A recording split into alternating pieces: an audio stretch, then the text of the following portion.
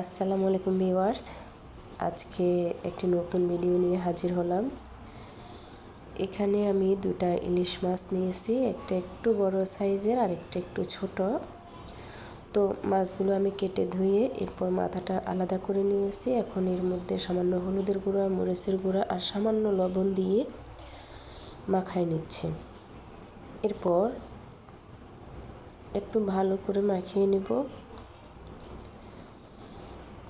বন্ধুরা সবাই full video দেখতে থাকেন। এখন এর মধ্যে একটা আমি স্টিলের বক্স নিয়েছি ঢাকনাওয়ালা, দিয়ে দুটা মাছ দিয়ে ঢাকনা দিয়ে এর আগে আমি একটা পাতিলে পানি দিয়ে স্ট্যান্ড বসিয়ে দিয়েছি। এর মধ্যে দিয়ে দিলাম সিদ্ধ হওয়ার জন্য। এখানে কোনো পানি ইউজ করিনি আমি।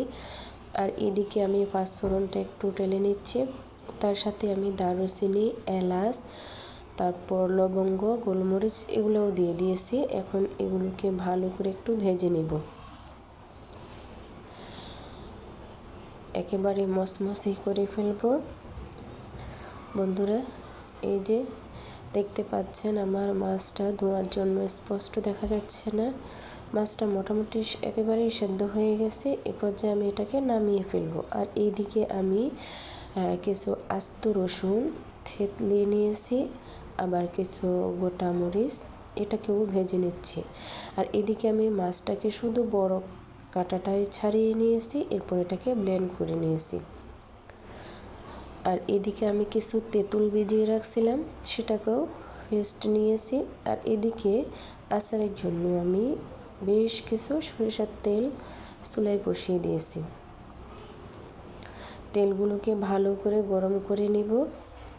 আপনারা চাইলে এতে আরও বেশি তেল ইউজ করতে পারবেন, তবে আমি কেনই করিনি এটা পরেই বুঝতে পারবেন।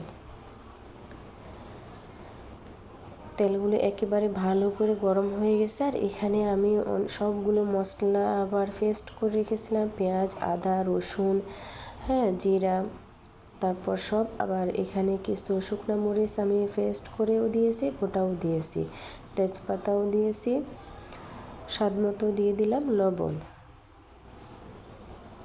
এখন এগুলোকে ভালো করে একটু ভেজে নেব।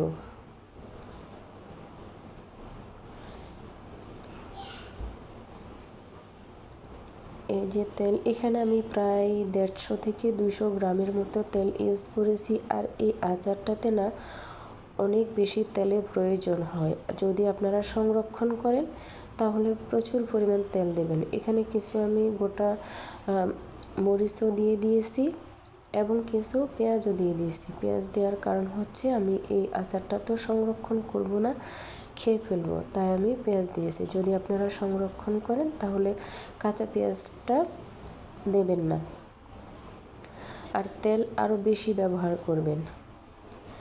এই যে এই মশলাগুলো মোটামুটি ভেজেই নিয়েছি আমি। সামান্য কালারের জন্য হলুদের গুঁড়া আর মরিচের গুঁড়ো দিয়ে দিলাম 2 চামচের মতো ধনিয়া গুঁড়া। এগুলোকে দেওয়া আর একটু ভালো করে কষিয়ে নিব মশলাগুলো। একেবারেই ভাজা ভাজা হয়ে গেছে মশলা। এই পর্যায়ে এসে আমি দিয়ে দিলাম হচ্ছে সেই মাছ পেস্ট করা ইলিশ মাছ। ওটাকে দিয়ে আমি ভালো করে উল্টে পাল্টে দিলাম। দেখতে পাচ্ছেন। অনেকে আবার এই মুহূর্তে বলতে পারেন যে আপু এটা তো আচার যেটা আমরা মোবাইলে দেখি সেটা থেকে তো এটা আলাদা। হ্যাঁ আপু, এটা আলাদা। আমি যদি এখানে প্রায় আধা কেজি তেল ইউজ করতাম তাহলে ঠিক ওরকমই হতো। আপনারা যদি সংরক্ষণ করেন তাহলে ওভাবেই করবেন, আমি তো আগেই বলে দিয়েছি। আর এখানে আমি তেঁতুলটাও দিয়ে দিয়েছি, যেহেতু খেয়ে ফেলবো তাই এত তেল দেওয়ার কোনো প্রয়োজন নেই। আর এখানে দিয়ে দিলাম আমি পাঁচফোড়নের গুঁড়াগুলো দিয়ে দিলাম, দিয়ে এখন ভালো করে এটাকে মিশিয়ে নেব। এটাকে এভাবে নাড়তে নাড়তে কালারটা চেঞ্জ হয়ে আসবে এবং তেল ছেড়ে দিবে।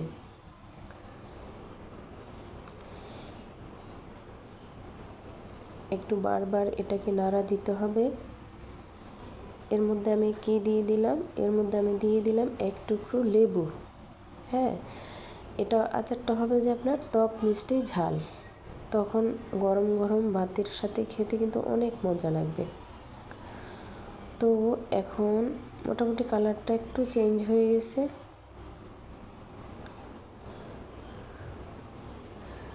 যদি একেবারে আপনারা লাল লাল করতে চান তবে এটা একেবারেই লাল লাল হবে না। এটাকে আপনি 2-3 বার যখন গরম করবেন, এখানে দিয়ে দিলাম আমি কিছু চিনি। চিনিটা এখানে প্রত্যেকের চাহিদা অনুযায়ী ব্যবহার করবেন, আর চাইলে নাও ইউজ করতে পারেন। যাদের ডায়াবেটিস আছে সমস্যা তারা নাও ইউজ করতে পারেন, কোনো সমস্যা নেই। তবে আপনি স্বাদটা পাবেন, চিনিটা দিলে আরেকটু বেশি স্বাদ পাবেন, চিনি ছাড়া একটু কম স্বাদ পাবেন, এটাই। তো এখানে 2-1টা কাটা দেখা যাচ্ছিলো, ওগুলো তুলে নিয়েছি।